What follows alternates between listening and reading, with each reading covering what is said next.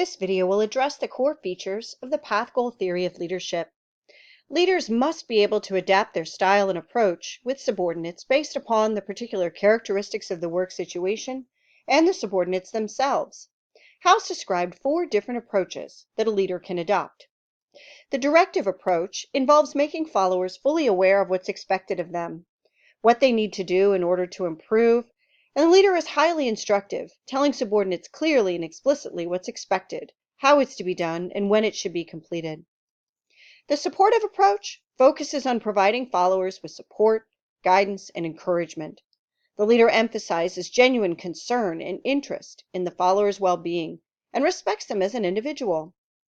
The participative approach involves engaging subordinates in planning and decision-making. The leader asks subordinates for their suggestions and uses that input to formulate a plan for the group's success.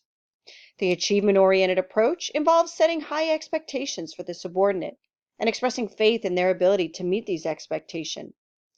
The leader offers suggestions and constructive criticism to help the subordinates meet their expectations and then recognizes their success. A key aspect of the path-goal theory is that leaders modify their approach with subordinates based upon the demands of the work environment and the characteristics of the subordinates with whom they are working. First, let's explore how the characteristics of the subordinates or followers should influence the leader's behavior. The leader should be mindful of subordinates' need for connection, their desire for structure, their interest in being involved in planning, and how confident they are in their ability to perform the task. For followers who appreciate clear direction and authority, who have little desire for control, and who may be unsure about how to approach the task, a directive approach is likely to work best. For those who are not particularly satisfied with their work, who find it stressful, and who desire greater connection and communication with the team, the supportive approach will probably be valued.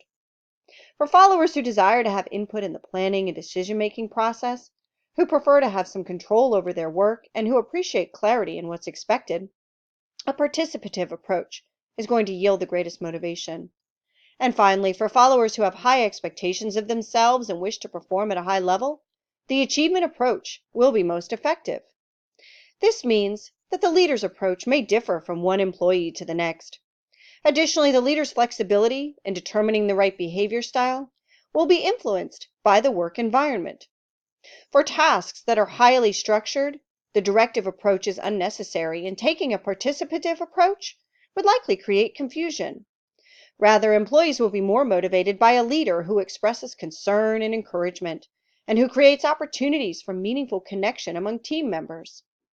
For tasks that are more ambiguous and complex, one of the other 3 styles would likely provide the greatest motivation.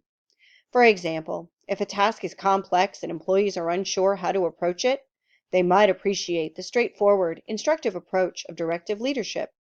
However, and this is really the heart of the theory, they might be more motivated when the leader invites their input into how to best approach the task. It really depends upon the employee. Whereas some might be more motivated by clear instructions, others want to be involved in developing the instructions and the plan. The key with path-goal theory is for the leader to modify their behavior based upon the needs of the subordinates and the demands of the work environment.